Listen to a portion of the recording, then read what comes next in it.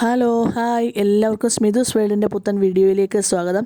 ഇന്ന് അടിപൊളി ഒരു റെസിപ്പിയുമായിട്ടാണ് എത്തിയിരിക്കുന്നത്. കാന്താരി ഫിഷ് ബിരിയാണി മൺചട്ടിയിൽ ദം ചെയ്തെടുത്തതാണ്. അടിപൊളി ടേസ്റ്റാണ്. എല്ലാവരും ഒന്ന് ട്രൈ ചെയ്ത് നോക്കണം. അധികം മസാലകളൊന്നും ഉപയോഗിക്കാതെ എങ്ങനെ അടിപൊളിയായിട്ടൊരു ബിരിയാണി തയ്യാറാക്കാം എന്ന് നമുക്ക് നോക്കാം. 6 പേർക്ക് കഴിക്കാവുന്ന ബിരിയാണിയുടെ അളവാണ് ഞാൻ പറയുന്നത്. അതിനായിട്ട് ഞാനൊരു 6 കഷ്ണം മീൻ എടുത്തിട്ടുണ്ട്. അതിനോടൊപ്പം തന്നെ 10 കാന്താരി മുളക്, ഒരു ചെറിയ കഷ്ണം ഇഞ്ചി, 6 8 അല്ലി വെളുത്തുള്ളി, 4 കൊച്ചുള്ളി, ഒരു 10 തണ്ട് മല്ലിയില, 1 ടേബിൾ സ്പൂൺ കുരുമുളക് പൊടി. ഇത്രയും കൂടെ നമുക്കൊന്ന് ചതച്ചെടുക്കാം. അതിലേക്ക് ആവശ്യത്തിനൊപ്പം 1 ടേബിൾ സ്പൂൺ കോൺഫ്ലോറും ചേർത്ത് നന്നായിട്ട് മിക്സ് ചെയ്ത് നമുക്ക് മീൻ മാരിനേറ്റ് ചെയ്ത് വെക്കാവുന്നതാണ്. 15 മിനിറ്റ് നേരം റെസ്റ്റ് ചെയ്യാൻ വെക്കുക. ആ സമയത്തേക്ക് നമുക്ക് പാൻ അടുപ്പത്ത് വെച്ച് കുറച്ച് എണ്ണ ഒഴിച്ച്, വെളിച്ചെണ്ണയാണ് ഒഴിച്ചേക്കുന്നത്, അതിലേക്ക് 1 ടേബിൾ സ്പൂൺ നെയ്യ് ഒഴിച്ച് കാഷ്നട്ട് നമുക്ക് വറുത്തെടുത്ത് മാറ്റി വയ്ക്കാവുന്നതാണ്. ഇനിയും കാഷ്നട്ട് വറുത്ത് കഴിഞ്ഞാൽ അതിലേക്ക് 4 സവാള ഇട്ട് കൊടുത്ത് നന്നായിട്ട് ഫ്രൈ ചെയ്തെടുത്ത് നമുക്ക് മാറ്റി വയ്ക്കാവുന്നതാണ്.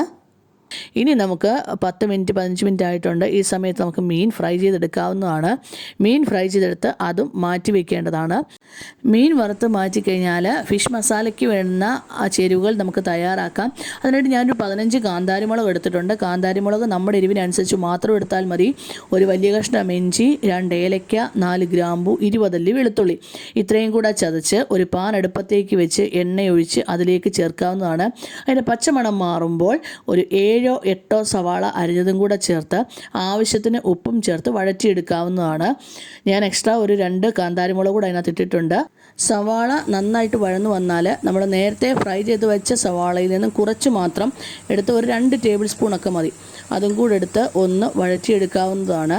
ഇനിയും ഇതിലേക്ക് 1/4 ടീസ്പൂൺ മഞ്ഞൾപ്പൊടി ഇട്ട് കൊടുക്കാവുന്നതാണ്. മഞ്ഞൾപ്പൊടി ഇട്ട് ചൂടായ ശേഷം ഇതിലേക്ക് 3/4 ടേബിൾ സ്പൂൺ കുരുമുളക് പൊടി നമ്മുടെ എരിവിനനുസരിച്ച് മാത്രമേ ചേർക്കാവൂ. ഇനിയും ഇതിലേക്ക് 1/2 ടീസ്പൂൺ ഗരം മസാലപ്പൊടിയും 1 ടീസ്പൂൺ പെരുംജീരകവും കൂടെ ഞാൻ ചേർത്ത് കൊടുത്തിട്ടുണ്ട്. ഇനിയും പെരുംജീരകത്തിൻ്റെ പൊടിയായാലും മതി, പൊടിയാണെങ്കിൽ 1/2 ടീസ്പൂൺ മാത്രം ചേർത്ത് കൊടുത്താൽ മതി. ഇനിയും ഒന്നുകൂടെ ഒന്ന് മിക്സ് ചെയ്ത ശേഷം നമുക്ക് 2 തക്കാളി അരിഞ്ഞതും കൂടെ ചേർത്ത് നന്നായിട്ട് യോജിപ്പിച്ചെടുക്കാവുന്നതാണ്. തക്കാളി നന്നായിട്ട് യോജിപ്പിച്ചെടുക്കുക. തക്കാളി യോജിച്ച് കഴിഞ്ഞാൽ നമ്മൾ നേരത്തെ മീൻ മസാലയ്ക്ക് ഉപയോഗിച്ച് അല്ലെങ്കിൽ മീൻ ഫ്രൈക്ക് ഉപയോഗിച്ച മസാല ബാക്കി വന്നതും കൂടെ ചേർത്ത് കൊടുക്കാവുന്നതാണ്. അതിനോടൊപ്പം തന്നെ 1/4 കപ്പ് പുതിനയിലയും 1/2 കപ്പ് മല്ലിയിലയും ചേർത്ത് യോജിപ്പിച്ചെടുക്കുക. ഇനി ഇതിലേക്ക് ഒരു ചെറിയ കഷ്ണം മീനും കൂടെ ഇട്ട് കൊടുക്കാവുന്നതാണ്. നമ്മൾ എക്സ്ട്രാ വെള്ളം ഒന്നും ആഡ് ചെയ്ത് കൊടുക്കുന്നില്ല. ഈ ഒരു മസാലയ്ക്കകത്ത് തന്നെ ആ മീൻ വെന്തോളും.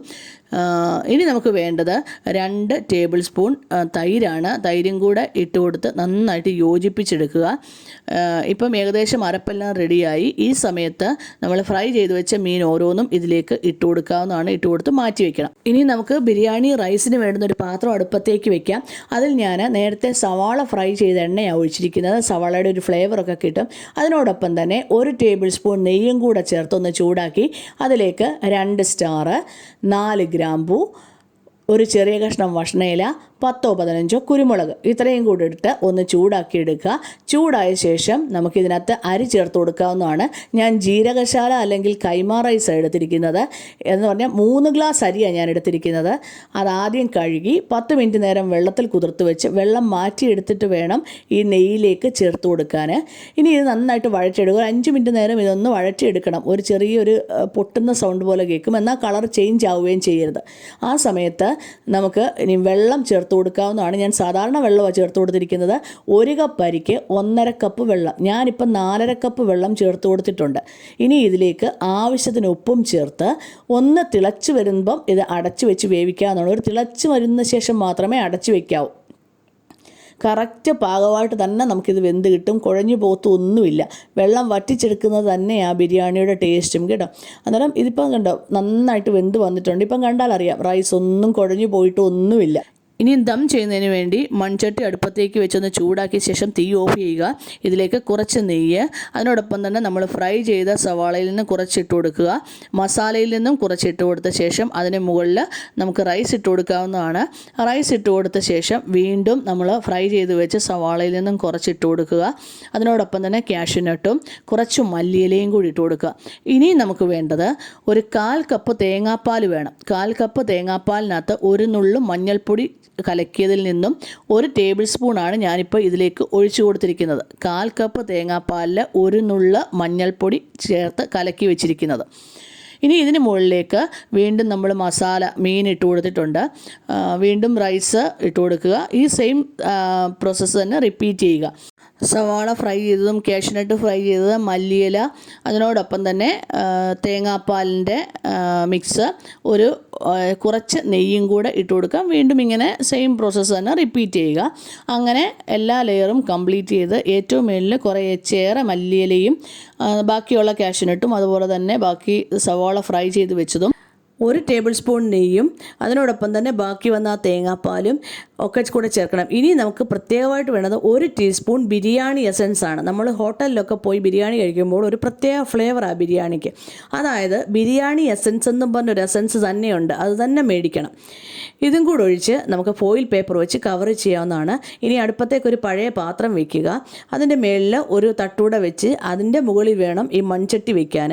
മൺചട്ടി വെച്ച് കഴിഞ്ഞാൽ ഇതിൻ്റെ മുകളിലേക്ക് ഒരു സ്റ്റീൽ പാത്രം വെച്ച് അടച്ചു വെക്കുക.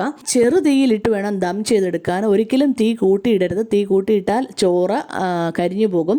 ഇനി മുകളിലുള്ള ഈ സ്റ്റീൽ പാത്രം ചൂടാകണം വരെ അതിനെ ചൂടാക്കി എടുക്കുക. ഒരു 5 മിനിറ്റ് നേരമൊക്കെ വേണ്ടി വരും.